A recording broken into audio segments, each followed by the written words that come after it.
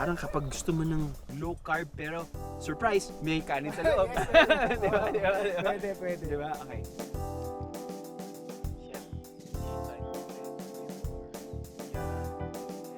Chef, in fairness, yung aftertaste niya very smoky. May nilagay ka ba dito na medyo nagpapasmoky yung flavor? May ginamit tayo. Yung kiniig. Sa totoo lang, yung umuusbong yung smokiness, which I totally appreciate. Yep. Tapos nun, ang sarap hawakan lang talaga ng repolyo kapag gantong luto. Cabbage roll is one of those recipes na you're celebrating the cabbage itself.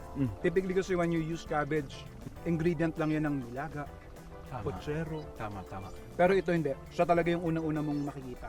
At mahahawakan.